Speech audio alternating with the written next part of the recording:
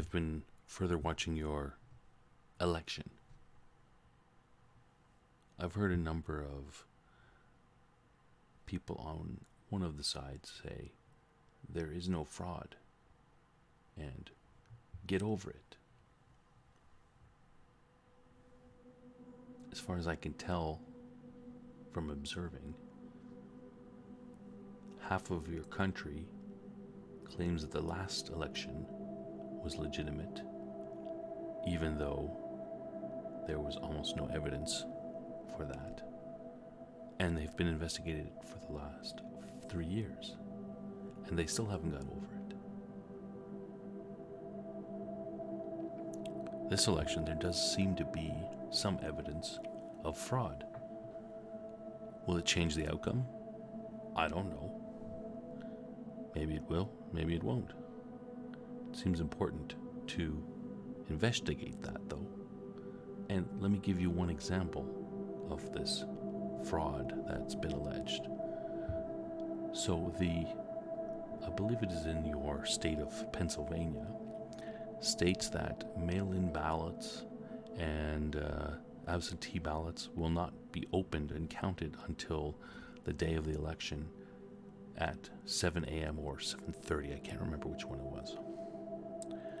Now, one side alleges that this law was broken in that a number of people were called up before the election day and told there's been a problem with your ballot, you haven't done something with it, you need to come and fix that.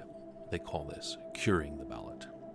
So they would call up the person and say, hey, you've missed, your signature wasn't in the right place, you didn't fill out this piece of information, your ballot will be invalid unless you come and you fix it.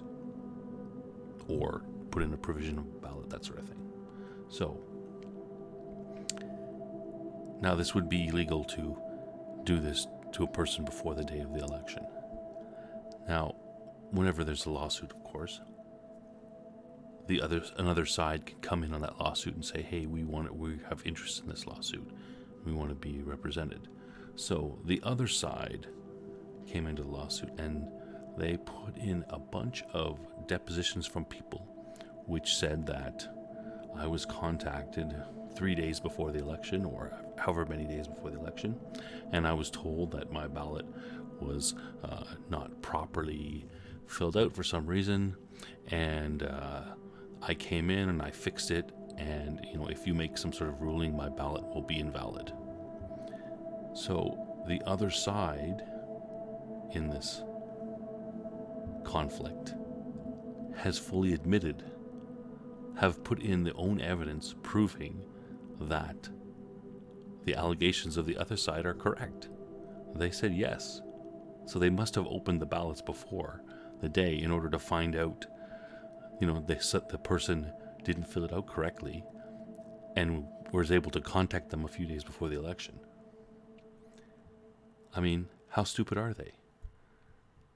I can't take credit for this analogy, but someone said it's like the drunk guy calling the police, complaining that someone had stole their cocaine. That is if cocaine is still illegal. I believe it still is. I mean, what's going to happen?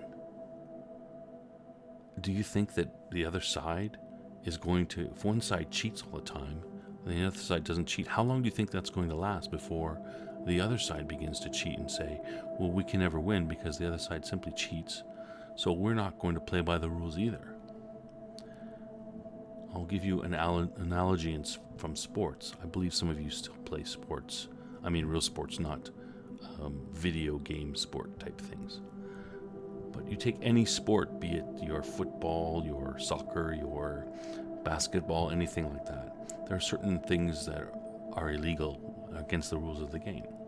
So if one side starts playing illegally, elbowing, doing something that's illegal in the game, roughing, pushing, that sort of thing, if the umpires or referees don't call those things and remedy those illegal activities, then the other side will start to do it.